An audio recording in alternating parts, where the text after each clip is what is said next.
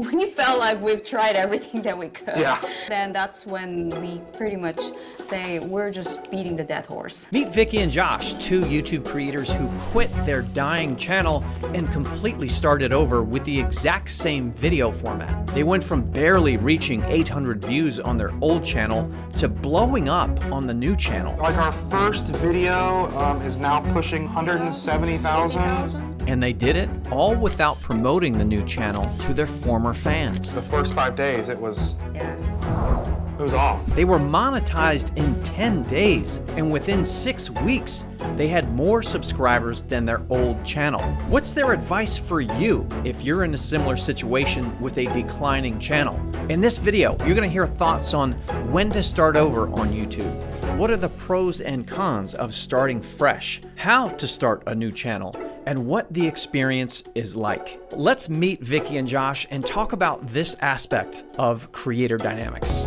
So we are Vicky and Josh. We are travel creators. Yeah, we originally had our first channel in Valencia, Spain, and now we are traveling Southeast Asia with our new channel. You were stuck in a pretty tough situation with your original channel. First, can you tell us what the original channel was? First, we moved from US to Spain to live, and we were planning to live in Spain for a while at least. Then, we love traveling, and that's our passion and all of that. So we started a YouTube channel intending it to be a travel channel, but didn't quite turn out that way because of COVID, that you had all these restrictions that we couldn't travel as much as we wanted to. We couldn't get out of the city. So we kind of start making videos about Valencia, Spain, which is where we're living, rather than traveling kind of all over the place. We were kind of more like an information channel where there was a lot of how-tos about living in Valencia. So we had a big expat following, I wouldn't say big, but 5,000 or 6,000.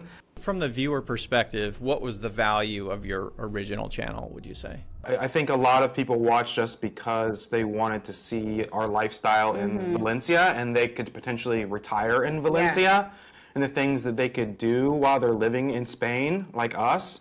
So our audience was mostly older folks who wanted to know how to retire in Valencia. They want to see how's life there, how's the cost of living there, is lifestyle, is that something I want to move? And I think that was really the biggest thing for them to get an idea.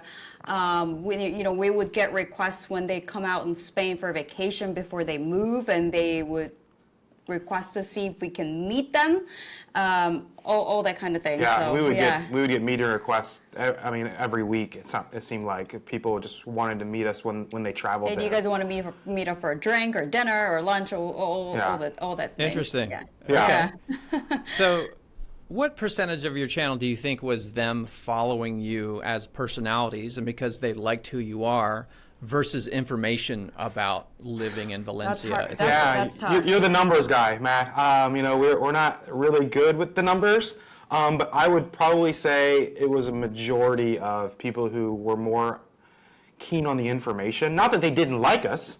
We're incredibly likable, but yes, you are. Yes, you are. We want to believe. But we feel it was more information based. So. That's what made it tough for us. We did a backpacking trip across Europe, and our views went down when we weren't talking about Valencia. And adding to the complexity of this problem was the fact, which I saw in the data of your channel, you had what many creators would kill for, which is an evergreen search video that brought in audience every single day for you, views and subscribers. And so, how did that complicate things? Well, tough. I'm sure you're talking about the best things to do there in Valencia. That if we just get views and views off of that video, still. So it is evergreen. We would rank pretty high in the search on that. So, but again, a lot of times, even the people are subscribing from that video, there's still not a whole lot of interaction. It's more of like a follow and not a lot of comments and things like that these days from that video. And even though we've made a we quit video, we don't, people are still subscribing, so. Yeah, I think the goal is get the people into the doors, like watch our video because it's searchable, it's informational, hopefully, and then they stay for us, right? And that's really what we're hoping, and because ultimately, the subscriber count really is to me, it's I don't know if that's really a number that we should be really focusing on, because ultimately it's the community of people. Like, do people actually watch video? You can have 100,000 subscribers. If they're not watching your video, that really doesn't mean anything. So we want to create a community of people that will stay for us, right? And that's the difficult part of our previous channel, because mostly it seemed to be that way, and then people are staying for the information. And even while we're creating a video in Valencia, as soon as we create a video about somewhere else, so we go to Europe, Sicily, Sicily, some amazing place, other countries, people just don't watch it. Yeah, I think that's key to be realistic about why people are watching and what the core value is. I'm sure there were thousands of people who loved following your adventures, but it sounds like the majority of the audience was there for the information you were providing and the practical and tactical tips of traveling through Valencia and the rest of Spain. So then what happened? So we made the decision to leave Spain. People think we're crazy for leaving Spain, but you know, Vicky Personal reasons. she hadn't seen her family and lived in Korea in 10 plus years. So okay, so you move to South Korea and you start doing the same format there, your same charismatic selves. Yep. But what did you experience from a performance standpoint on the videos? You know, our first two videos, I think our audience was a little bit curious about the videos. Yeah. So they watched the videos, which then pushed them out a little bit, you know, 10, 15, 20,000 views or whatever. Nothing groundbreaking. Yeah. But then after our first two videos, it was dead in water. It was, you know, we were getting 200, 300 views. Yeah, at that point it was pretty much, you know, we start our impression dropping significantly, hence low views. And then if current audience is not watching, it just make things worse. So yeah, I felt like we were kind of really, really stuck. And doesn't matter how hard we try to improve the quality of video, try different things, whether that's informational, entertainment. I think we tried both. It just video wasn't, you know, showing because our current audience wasn't watching. So then, you know, we have to look at our audience. You know, are these people, did they really care about us, or they care more about the information? Yeah. And that's where we, you know, they're not interested in our information about Korea. And we would still get messages while we're in Korea, like, oh, when are you guys coming back to Valencia? Like, do you like Spain better? Do you like Korea better? Like, are you coming back to Spain? Like, we'll just constantly get those type of messages. And we would continue to get questions about, hey, I'm moving to Valencia, but what should I do with this? What should I do with that? That while we're living in Seoul, it's really nothing to do with us. They just wanted to get something that they want out of us. Yeah. We tried to create a little bit more intrigue in the video titles and thumbnails, but again, our audience wasn't. I think the other try that we did was trying to be, because we were thinking maybe we weren't too personal, so we weren't opening ourselves up a little bit, you know, maybe we weren't opening ourselves up more. But again, when we publish those type of video, we'll get a little bit more views, and they will leave all these comments, but then that's just it. So that's the video that will watch it, and they just leave. And so we've took multiple courses, educational courses, editing and making videos, and talked to the experts and classes, and we felt like we've tried everything that we could. Yeah. And then we try to be patient. We're like, well, it was continued to be dead on arrival, all these videos that we are making. You know, let's not give up after 2 months, 3 months, whatever. Let's just stuck around a little bit longer, because, you know, you hear all the time consistency, right? You have to be patient and all of that. So we did just that. But after probably 10 months, I would say a year, then that's when we pretty much say we're just beating the dead horse. Yeah. You know, we talked to a couple other gurus, and they would say, oh, no, just keep going. And I'm just like, you know, I had this feeling like, I don't think keep going is the answer here. And that's when we found you. You know, someone who worked at YouTube and knows all this stuff. And we just needed the validation of our feelings, our gut feeling this is the right decision to make. What do you feel like was holding you back most from starting over? You know, I think just the concept of just giving up our name, you know, like a couple of nomads. Oh, the effort The that effort we you put put into. in, you know, the subscribers, the few subscribers that did watch, you know, you kind of feel like you're like abandoning your community a little bit. Just the thought of looking back, oh God, we started from zero. When we started from zero, you know, how long it took us to get 100 subscribers, how long it took us to get 1,000 subscribers. Like, we need to do that all over again. And Yeah, I mean, I think it took us like 8 months or you know, to get monetized. Yeah. You know, so that's a long On the original road. channel. Yeah, Yeah. on our old channel. Yeah. Yeah.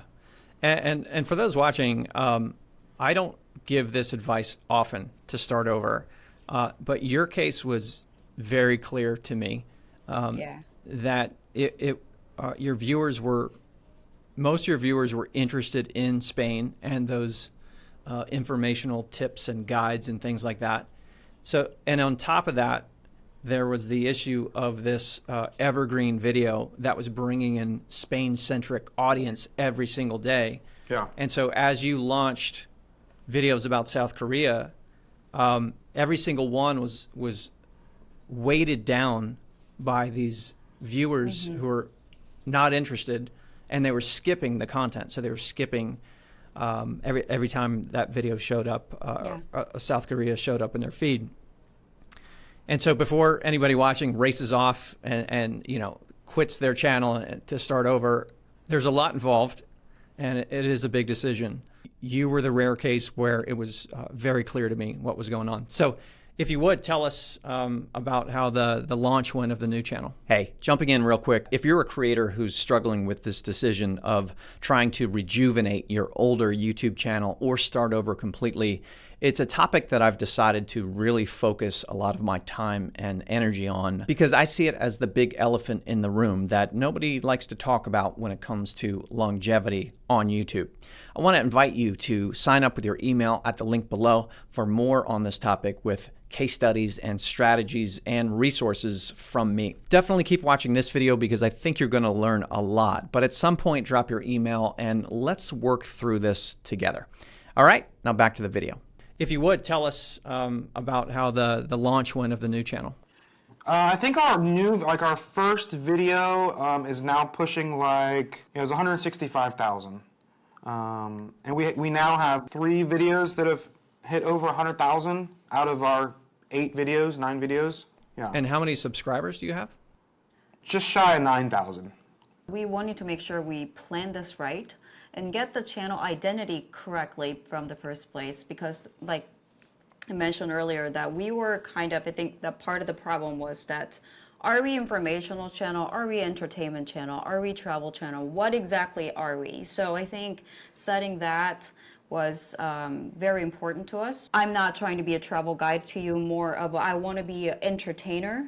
We want to bring the fun to you, and hopefully you want to do the same as us, kind of thing. And I want to be your friends and you know, sort of thing. So we kind of like defined that identity of the channel. That was first. And the second was, okay, then how are we going to launch the video? We made 2 to 3 videos before we even launched the first video. So that way it creates a session. So when people watch our first video, they have a next video to watch. They have a couple other videos to watch. So we start, I think first couple weeks, we released a video, I think twice a week. We did that for first couple of weeks. Then we moved on to the once a week. But in the beginning, we needed to create, the people needed to watch us to stay for more than one video. Yeah. Yeah. We think that contributed to our first video, Yeah. you know, having so many views. Great. And just to be clear, you didn't announce this channel at all, but you uploaded 2 full edited videos to the channel to kind of warm it up and give people enough content to look at so that it would create session time, which the algorithm loves. Correct. And so, I mean, what was it like to create full videos knowing they were not going to get viewed much at all on a new channel? Oh, I mean, it was scary. Yeah. I think so. Even after we released our first video, it's not like we were getting a view like instantly. It took us about 5 days? 5 6 days to actually the views to start kicking in. So that was the scariest time. Well, Well, that's not a lot of time. I mean, just so I'm clear, the video that took off and got 150,000 views, was that upload number 1 or was that upload number 3? Okay, so upload 1.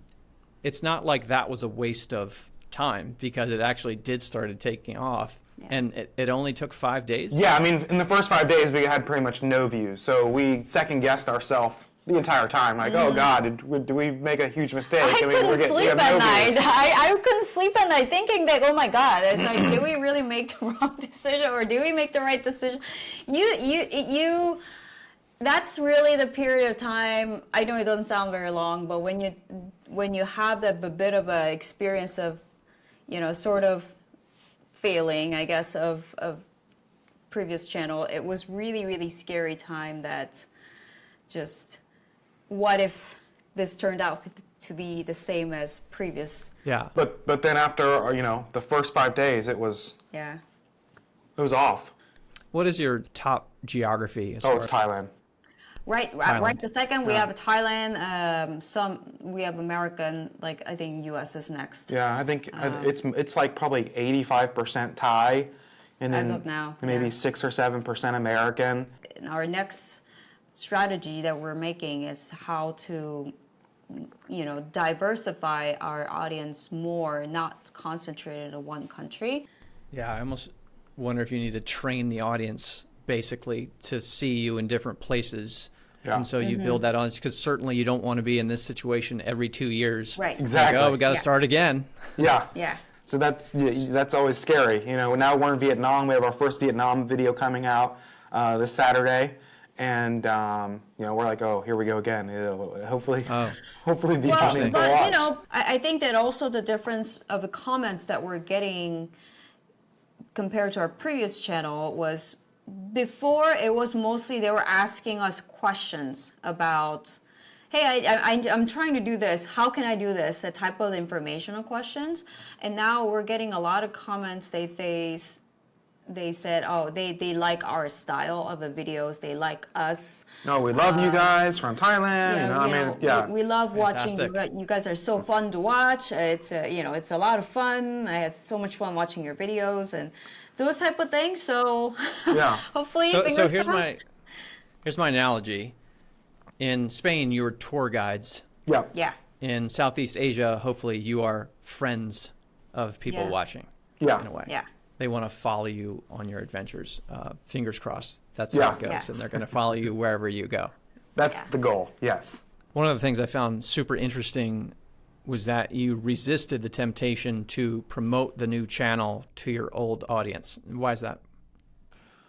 We wanted the algorithm to be fresh. We knew all too well having a wrong audience and having an audience that we know that will not be interested in the content we will be making will eventually kill the channel. But you do feel a little bit like you're like cheating on your old audience, like creating creating new videos and not telling them that you're doing it. Yeah. So it's a strange feeling of like, oh God, hopefully they're not mad at us for that, I mean, I have to admit, my own best practice for starting a new channel would have been to make a video in the old channel for those who really love watching you two and your personalities and adventures wherever you go in the world. My advice probably would have been make a video to let those people know and they can come on over. Super interesting that you didn't do that, that you just started with a perfectly fresh slate with the algorithm and then invited your audience later. And I think it sounds super smart. We hope it paid off. It seems like it did. So yeah, we felt like if we make the we quit video, they're like, oh yeah, sure, I want to go and see your new channel, but then they actually not going to watch it. So that was a bit of a thought that behind that we didn't promote it in the beginning. Yeah. This might be an awkward question, but do you want people watching to go to your channel and watch and subscribe, or is that going to mess up with the the algorithm? This is probably our number one fear about coming on and wondering what's going to happen if people come over and subscribe and then they don't watch.